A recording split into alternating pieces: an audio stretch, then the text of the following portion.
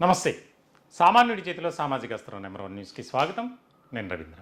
ఆంధ్రప్రదేశ్, తెలంగాణ ఇప్పుడు ఈ రెండు తెలుగు రాష్ట్రాల్లో ఒక రాజకీయ అంశం తీవ్రమైనటువంటి స్థాయిలో దాని మీద చర్చ జరుగుతుంది. అదేంటంటే ప్రధానంగా జనసేన ఆధ్వర్యంలో హైదరాబాదులో ఒక సభ నిర్వహించేందుకు జన సైనికులు, జనసేన పార్టీ ముఖ్యమైనటువంటి నాయకులు దానికి ఏర్పాట్లు చేసుకుంటున్నటువంటి సమయంలో అక్కడ ప్రభుత్వం అనుమతి నిరాకరించింది.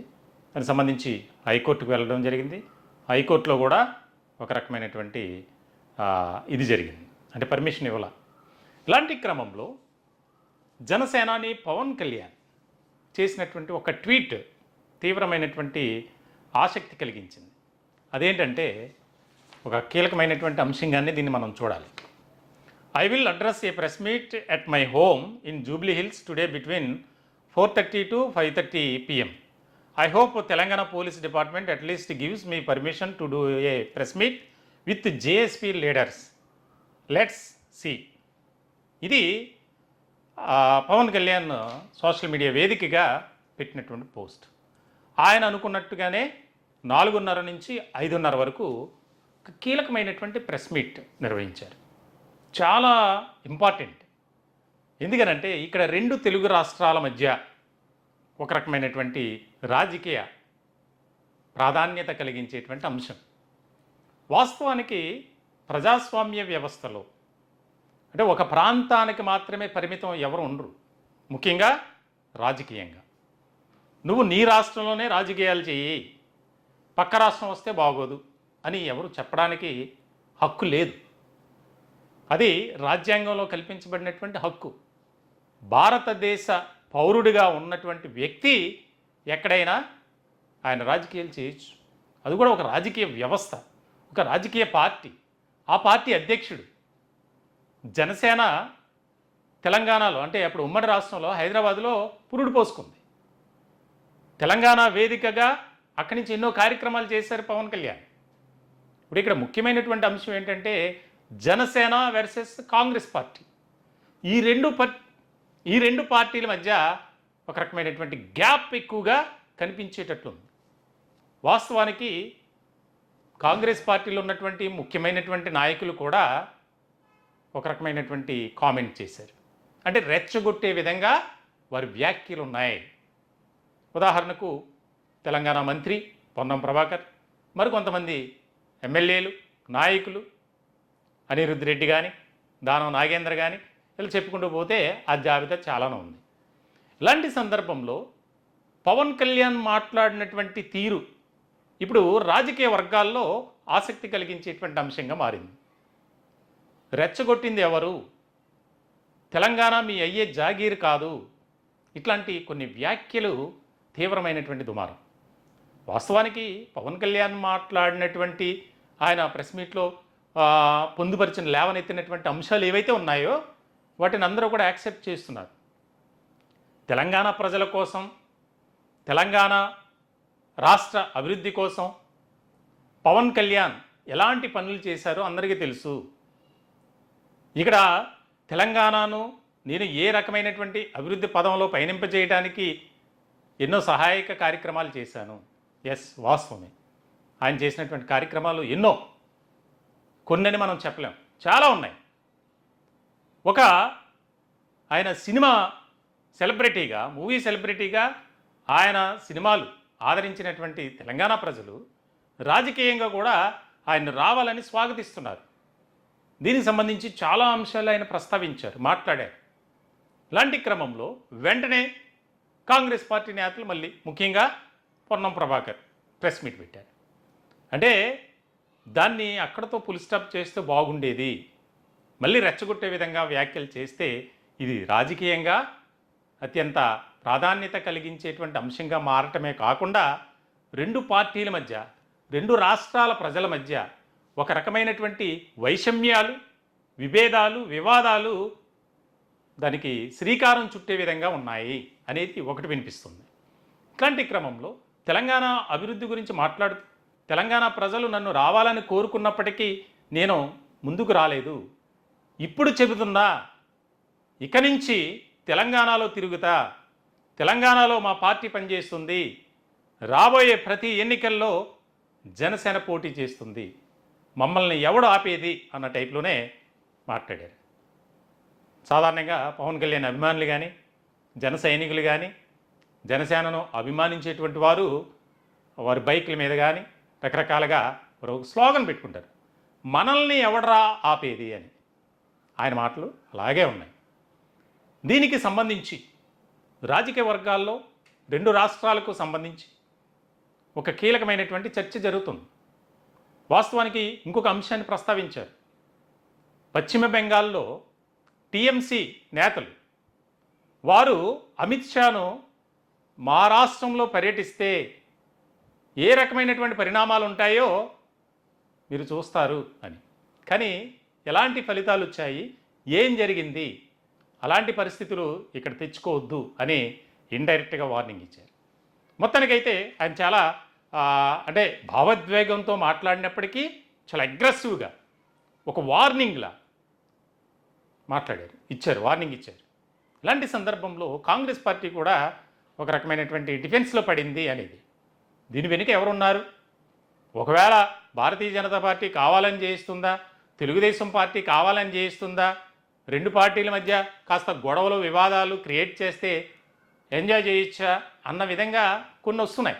రాజకీయ వర్గాల్లో చర్చ జరుగుతుంది. కానీ ఆయన మాట్లాడిన దాంట్లో ఎలాంటి తప్పు లేదు అని. ఎందుకనంటే నేను అనుకుంటే తెలంగాణలో ఏదైనా చేయగలను, తెలంగాణ రాష్ట్ర ప్రజలు నన్ను ఎప్పటి నుంచో రావాలని కోరుకుంటున్నారు, నన్ను ఈరోజు ఏదో తెలంగాణకు సంబంధించినటువంటి ప్రేమ అభిమానం నాకు ఇప్పుడు కాదు, రాష్ట్ర విభజనకు ముందే నాతో ప్రయాణం చేశారు వీరంతా. యువరాజ్యం, ప్రజారాజ్యంలో యువరాజ్యం నేను అధినేతగా ఉన్నదానికి, ఆ విభాగానికి నేను మెయిన్ లీడర్గా ఉన్నటువంటి సందర్భంలో నాతో ప్రయాణం చేసినటువంటి తెలంగాణ సోదరులు, తెలంగాణ పార్టీ నాయకులు అందరూ కూడా ఈరోజు వరకు కూడా నన్ను విడిచిపెట్టలేదు. వారిని మీరు మీ దారి మీరు చూసుకోండి అన్నా, కానీ వారెప్పుడు కూడా నన్ను కానీ నా పార్టీని కానీ విడిచి బయటికి వెళ్ళలేదు. ఈ రకమైనటువంటి ఇప్పుడు నేను చెప్తున్నా ఏం చేసుకుంటారో చేసుకోండి అన్నట్లు మాట్లాడాను. అంటే దీనికి సంబంధించి వెంటనే ఒక అరగంట వ్యవధిలోనే పొన్నం ప్రభాకర్ ఆయన మాట్లాడారు, ప్రెస్ మీట్ పెట్టారు. దీనికి సంబంధించి అవును ఎవరో జాగిరి, మా అయ్యే జాగీరు, అసలు నువ్వెవడు మాట్లాడటానికి, ఇదేనా అంటే ప్రజాస్వామ్య వ్యవస్థలో ఒక రాజకీయ నాయకుడిగా, ఒక రాష్ట్రానికి ఉప ముఖ్యమంత్రిగా, అలాగే ఒక పార్టీకి అధినేతగా ఎంతో కాలం రెండు రాష్ట్రాలకు సంబంధించి ఎన్నో సేవా కార్యక్రమాలు చేసినటువంటి వ్యక్తిని ఈ విధంగా మాట్లాడతారా అని జనసైనికుల్లో ఒక రకమైనటువంటి అసంతృప్తి, వ్యతిరేకత ఎక్కువ అవుతుంది. ఇలాంటి సందర్భంలో ఈరోజు జరిగినటువంటి ఈ పరిణామాలు ఏవైతే ఉన్నాయో వాటి గురించి ప్రముఖ రాజకీయ విశ్లేషకులు మురళీకృష్ణ గారితో మాట్లాడే ప్రయత్నం చేద్దాం. ఆయన అభిప్రాయం ఏంటో తెలుసుకునే ప్రయత్నం చేద్దాం. హలో సార్, నమస్తే. మురళీకృష్ణ గారు నమస్కారం అండి. సార్ నమస్తే. ఈరోజు జరిగినటువంటి పరిణామాలు తెలుసు. రెండు రాష్ట్రాల్లో ఒక రకమైనటువంటి హాట్ అండ్ హీట్ పాలిటిక్స్గానే దీని మీద చర్చ జరుగుతుంది.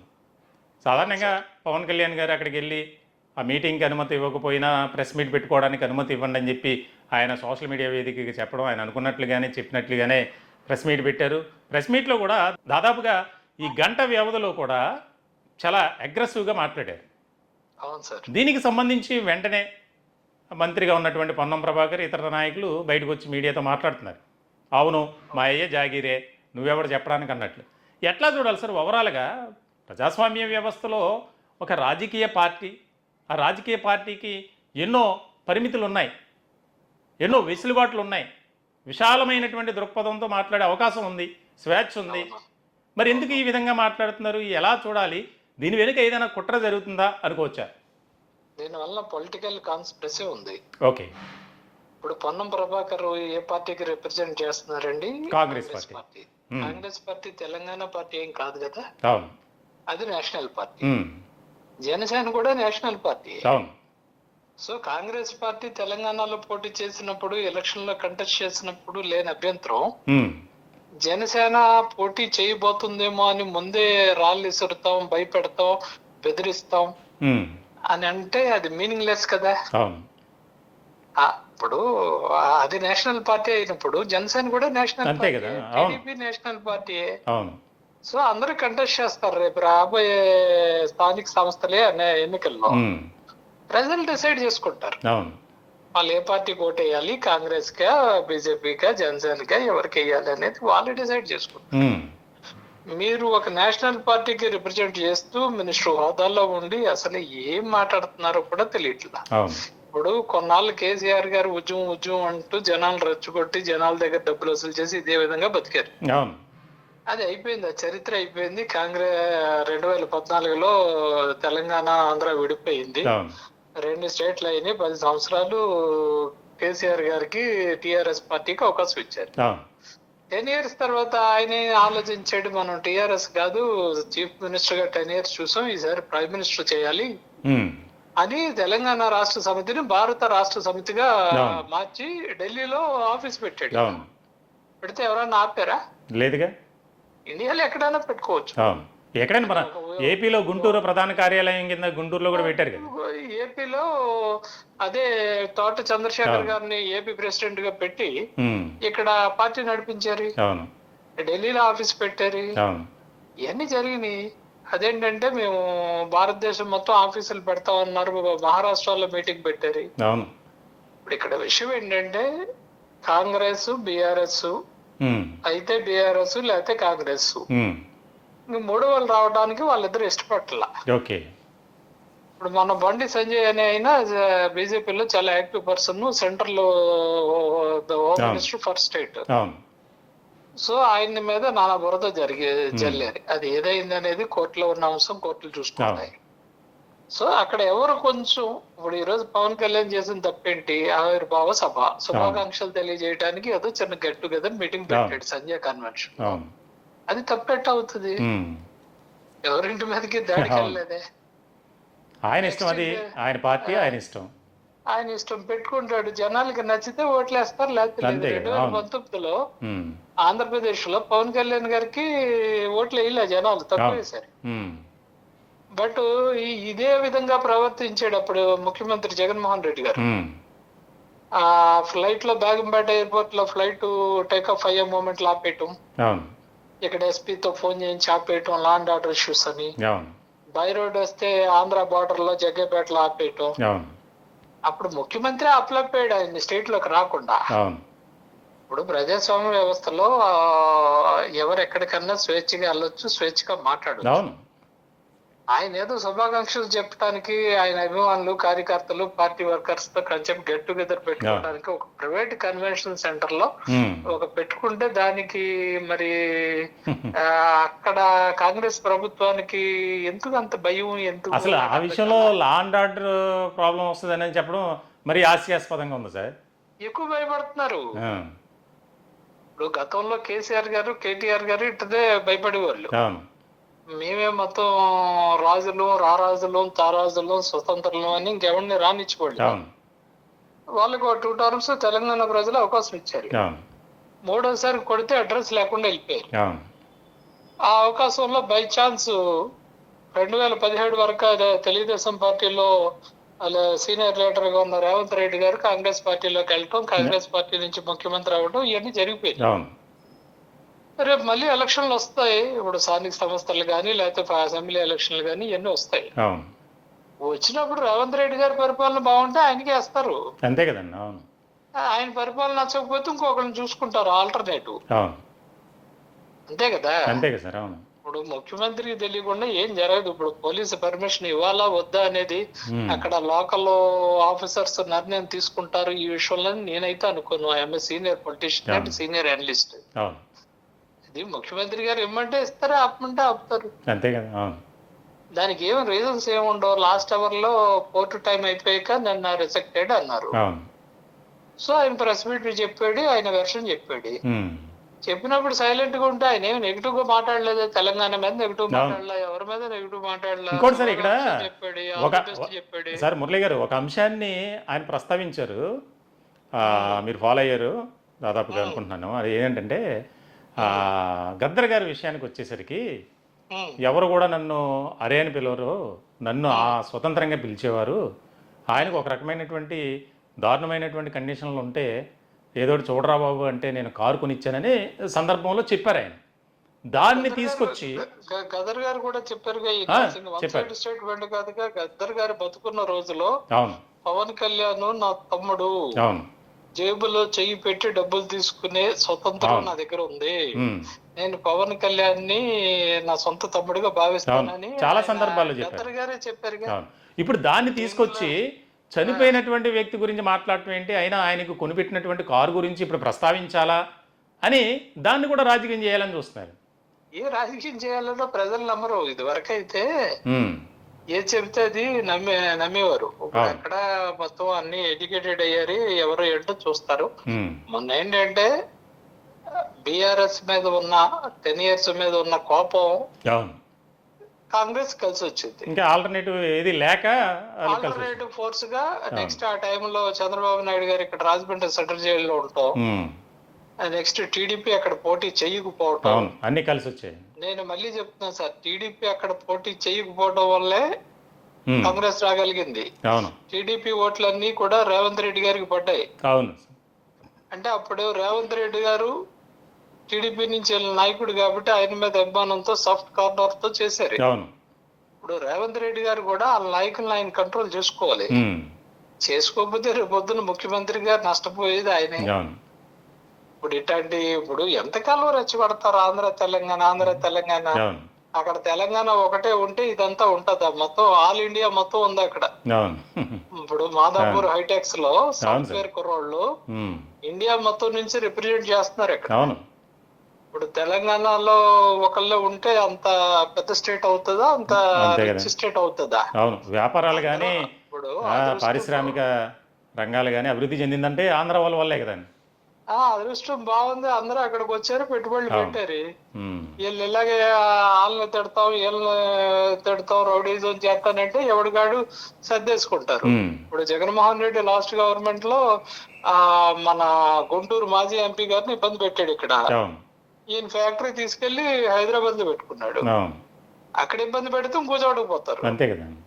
ఎవరు నష్టపోయారు? ఆ ఫ్యాక్టరీ పోవడం వల్ల ఆంధ్రాలో మన ఎంప్లాయ్మెంట్ పోయింది, తిరుపతి సరౌండింగ్స్. అవును సో అది ఆలోచించుకోవాలి. ఓ కంగారుకి వెళ్ళిపోయి ఎమ్మటే నిమిషాలు. అప్పుడు అల్లు అర్జున్ అరెస్ట్ విషయంలో కూడా చాలా తొందరపాటు చర్య. అవును అక్కడ ఏదో క్రౌడ్ మేనేజ్మెంట్ ఆల్రెడీ జరిగితే దానికి అరెస్ట్ అర్జున్ మీద కక్ష పెట్టి అరెస్ట్ చేసినట్టు జరిగింది. అవును ఇప్పుడు ఈ రోజు కూడా ఒక డిప్యూటీ సీఎం ఆంధ్రప్రదేశ్ కి అవును తెలంగాణలో ఉండకూడదా? తెలంగాణలో సర్జరీ చేయించుకోకూడదా? ఉమ్, ఏదో మాట్లాడతారు. వీళ్ళ లిక్కర్ స్కామ్ లో నిందితులు కూడా పవన్ కళ్యాణ్ సర్జరీ గురించి, పవన్ కళ్యాణ్ దీని గురించి మాట్లాడతారు. ఆయన చాలా క్లియర్ గా చెప్తున్నాడు, ఉమ్, ఆ 10 ఎకరాలు నేను డబ్బులు పెట్టి కొన్నాను రా బాబు, మీకు ఏదైనా ప్రభుత్వం అయితే వెనక్కి తీసేసుకోండి, ఇచ్చేస్తాను. నిరూపించండి, ప్రభుత్వానికి రాసి ఇచ్చేస్తాను అన్నాడు కదా. ఇంకేం చేయాలి? Right sir. మురళి గారు ఓవరాల్గా చెప్పండి, ఈ పరిణామాలు, ఈ పరిస్థితులు రాజకీయంగా మరింత వేడెక్కించేటువంటి అవకాశాలుగా కనిపించబోతున్నాయి అనుకోవచ్చా? ఈ వేడి ఎక్కడ ఉండదండి. రేపు ఎలక్షన్ లో దీని వల్ల ఏమవుతుందంటే జనసేన ఖచ్చితంగా జనసేన బెదిరిస్తే బెదిరిపోయే టైప్ ఆయన కాదు. ఆయన బెదిరిపోయే టైప్ అయితే అసలే జగన్మోహన్ రెడ్డితో ఎందుకు గొడవ పెట్టుకుంటాడు? అంతే కదా. అవును రాజశేఖర రెడ్డి గారు అధికారంలో ఉన్నప్పుడు 2008లో ప్రజారాజ్యం పార్టీ వచ్చింది. దానికి ప్రజారాజ్యం పార్టీకి ఆయన యువరాజ్యం అధ్యక్షుడు. అవును అప్పుడు రాజశేఖర రెడ్డి గారు అనేది తెలుగు రాష్ట్రాల్లో పవర్ఫుల్ చీఫ్ మినిస్టర్. మరి ఆయన ఎందుకు గొడవ పెట్టుకుంటాడు? భయపడి రకం అయితే రాజశేఖర రెడ్డితో పెట్టుకోడు కదా. మరి జగన్మోహన్ రెడ్డి కూడా పవర్ఫుల్ చీఫ్ మినిస్టర్ కదా.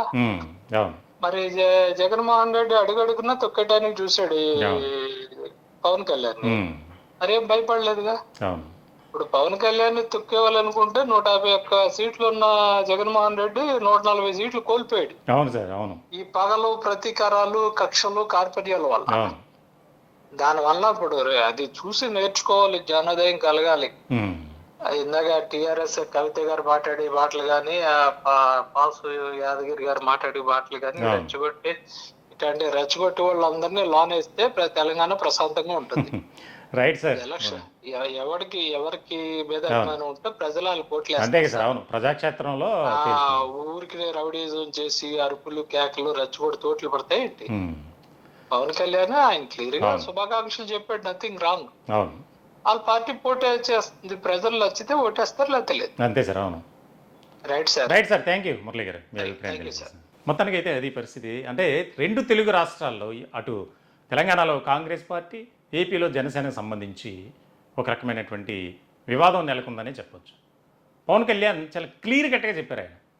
తెలంగాణ అంటే మాకు అభిమానం లేదు అని కాదు, తెలంగాణ గడ్డ మీద మేము పుట్టి పెరిగి మా వాళ్ళంతా ఇక్కడ రాజకీయాలు చేస్తున్నారు. ఆంధ్ర పీపుల్ కానీ వేరే రాష్ట్రాల నుంచి వచ్చిన వారు తెలంగాణ అభివృద్ధికి ఎంతగానో దోహదపడుతున్నారు.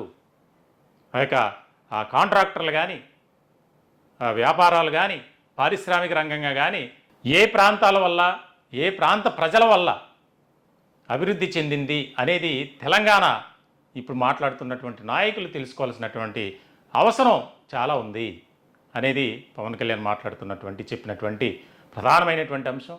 ఇటు కాంగ్రెస్ పార్టీ కూడా వెంటనే బయటకు వచ్చి మాట్లాడారు.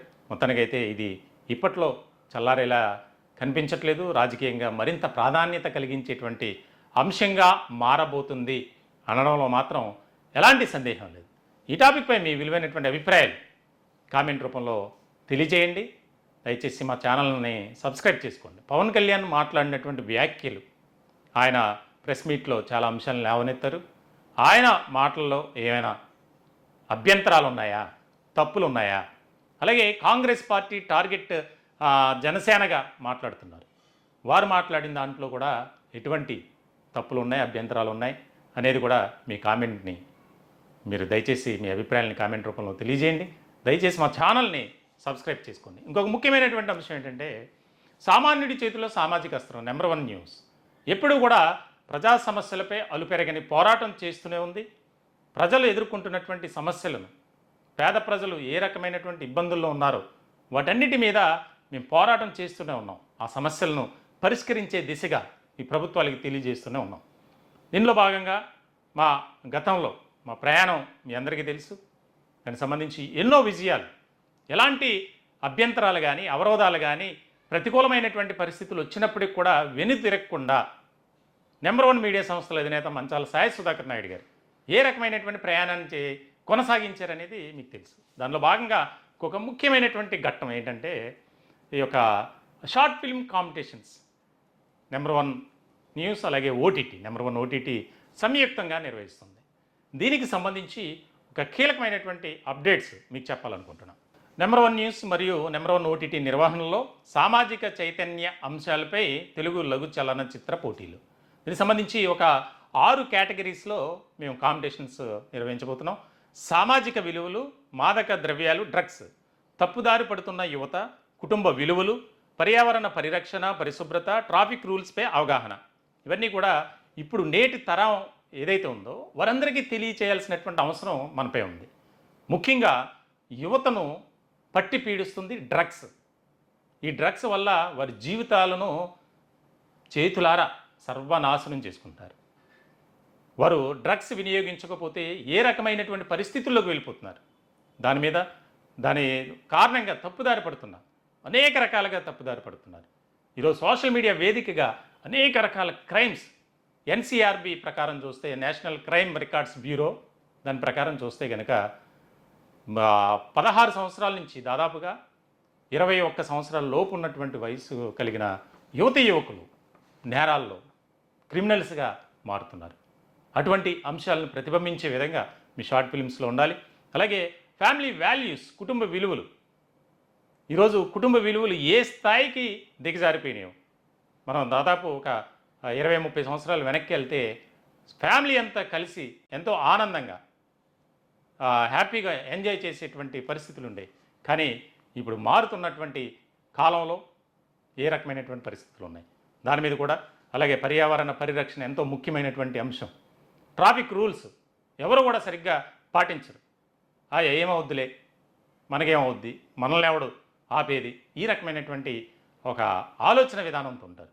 వీటన్నిటినీ ప్రతిబింబించే విధంగా ఒక్కొక్క కేటగిరీలో మీరు షార్ట్ ఫిల్మ్ తీసి పంపించవచ్చు. చిత్రం నిడివి అంటే 10 నుంచి 12 నిమిషాల మధ్య ఉండాలి మొత్తం టోటల్ డ్యూరేషన్. దానికి సంబంధించి టైటిల్స్ అవన్నీ మీకు వివరంగా దీనిలో పెట్టడం జరుగుతుంది, తెలియజేయడం జరుగుతుంది. రాజకీయ కుల మత ప్రాంతాలకు ఎక్కడా కూడా ఇబ్బందికరమైనటువంటి పరిస్థితి ఉండకుండా తీయాలి. అలాగే ఎంట్రీలను జూన్ 20 తేదీలోపు ఈమెయిల్కి కానీ మా వాట్సాప్ నెంబర్కి కాల్ చేస్తే మా వాళ్ళు దానికి సంబంధించి వివరాలను తెలియజేస్తారు. ఎంట్రీ ఫీజు ఎలాంటిది లేదు. ఇప్పుడు ఉన్నటువంటి పరిస్థితుల్లో ఈ యొక్క షార్ట్ ఫిల్మ్స్ కాంపిటీషన్స్ పెట్టాలంటే దాదాపుగా 500 లేకపోతే 1000 రూపాయలు ఎంట్రీ ఫీజు అనేది పెరుగుతుంది. కానీ మేము మాత్రం ఎంట్రీ ఫీజు అనేది ఎవరికి లేదు.